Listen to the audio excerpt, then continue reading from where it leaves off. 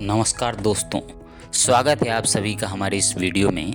आज की वीडियो में मैं बात करूंगा हमारे देश के प्रथम राष्ट्रपति देश रत्न डॉक्टर राजेंद्र प्रसाद की। तो चलिए शुरू करते हैं। अंग्रेज दुशासन के विरुद्ध रणतुर्ज बज उठा। साबरमती के संत महान राजनीतिज्ञ महात्मा गांधी ने उद्घोष किया, मुझे देश के कोने कोने से महारथी चाहिए। जनक और याज्ञवल्क्य, गौतम और महावीर, चाणक्य और चंद्रगुप्त के बिहार ने कहा, सब मणिरत्नों के ऊपर मेरा यह लघुदान। और उसने इस राष्ट्रीय दान के रूप में राजेंद्र को आगे बढ़ा दिया। किंतु आज भारत का प्रत्येक शिशु जानता है कि यह दान कितना कीमती था, सबसे अनूठा, सबसे निराला।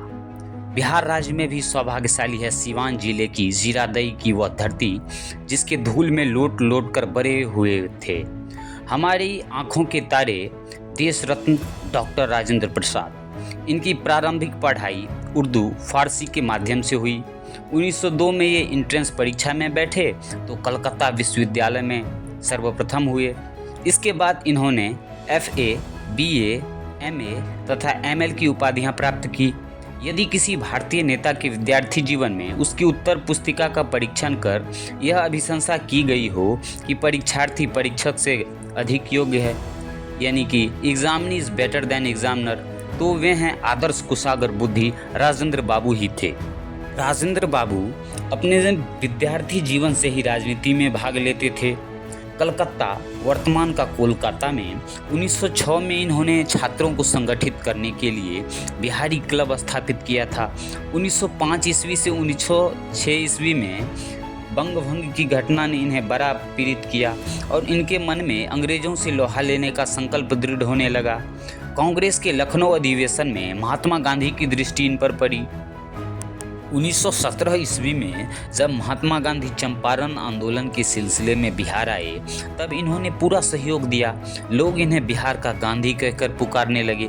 1919 ईस्वी में पंजाब में जालियांवाला बाग हत्याकांड हुआ।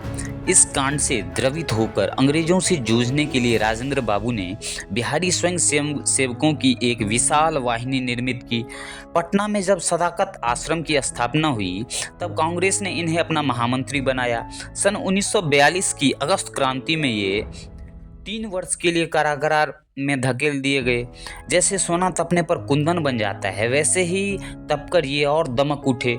सन 1945 ईस्वी में इन्होंने शिमला कॉन्फ्रेंस में भाग लिया।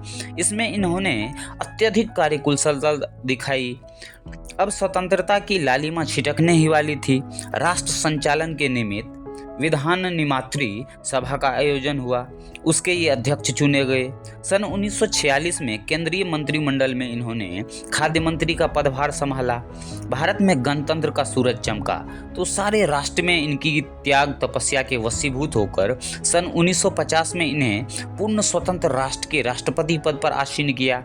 शताब्दियों से परतंत्रता की चक्की में पीसता हुआ राष्ट्र इनकी वरद छत्र छाया में फूला न समाया।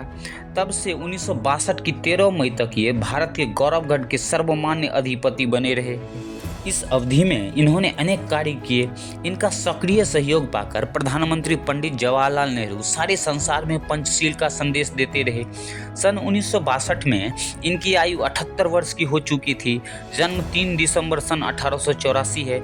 इनका स्वास्थ्य बहुत गिरने लगा और ये सर्वपल्ली डॉक्टर राधाकृष्णन को अपने पद पर सुशोभित कर दिल्ली के भव्य प्रासाद को छोड़कर सदाकत आश्रम की अपनी पुरानी कुटिया में विराजे, जहाँ से इन्होंने राजनीतिक जीवन और तूफानी कार्यक्रम का आरंभ किया था। वहीं रहकर इन्होंने अपना शेष जीवन शांत चित्त बिताने का विचार किया, किंतु परमात्मा ने इन्हें बहुत दिनों तक हमारे बीच रहने नहीं दिया।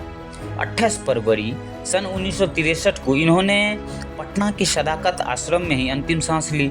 इनकी शव यात्रा में लाखों की भीड़ उमड़ चली थी। जिस पद पर खड़े होकर लोगों ने कभी चंद्रगुप्त, अशोक, बुद्ध और महावीर की क्षण विदाई सही होगी, उसी पथ पर दौड़ दौड़ कर अश्रुओं का अर्धदान देकर लोगों ने अपना राष्ट्र देवता देश रत्न को अंतिम विदाई दी। राजेंद्र बाबू सादा जीवन उच्च विचार में विश्वास रखते थे। राष्ट्रपति भवन के ऐश्वर्यमय वातावरण में रहकर भी इनके विश्वास पर कोई आंच नहीं आई। देश पर जब जब विपत्तियों के बादल मंडराए, इन्होंने अपनी छिंगुनी पर गोवर्धन उठाकर उसकी रक्षा की। जब जब इन्हें प्रताड़नों के अनल में जलाया गया, ये उसे प्रहलाद की तरह हंस हंस कर चंदनवत शीतल बनाते रहे। अनाचारों का चक्रव्यूह भेदने में ये सदा समर्थ महारथी सिद्ध हुए। राष्ट्रभाषा हिंदी के लिए इन्होंने जो कुछ किया है उसे हम भूल नहीं सकते। राष्ट्रभाषा के आह्वान पर अपने स्वास्थ्य की परवाह न कर ये दौड़ पड़ते थे। इन्होंने मनसा वाचा कर्मणा हिंदी की सेवा की। इनकी खंडित भारत आत्मकथा, बापू के कदमों में, गांधी जी की देन, साहित्य और संस्कृति जैसी रचनाएं हिंदी का श्रृंगार करती हैं। आज बिहार की भूमि बहुत उदास है। पता नहीं वह राष्ट्र देवता को देश रत्न राजेंद्र जैसा प्रतिभा संपन्न सपूत फिर कब दे पाएगी। तो ये था हमारा आज का ऑडियो बुक, जो कि हमारे देश के प्रथम राष्ट्रपति देश रत्न डॉक्टर राजेंद्र प्रसाद के ऊपर था। तो यदि आप लोगों को ये अच्छा लगा हो तो प्लीज़ हमें लाइक, शेयर, सब्सक्राइब और एक प्यारा सा कमेंट ज़रूर करें, ताकि और भी आगे इस तरह के कंटेंट आते रहें। तो आज के लिए फ़िलहाल इतना ही। यदि आप लोगों को ये अच्छा लगा तो प्लीज़ लाइक कीजिएगा।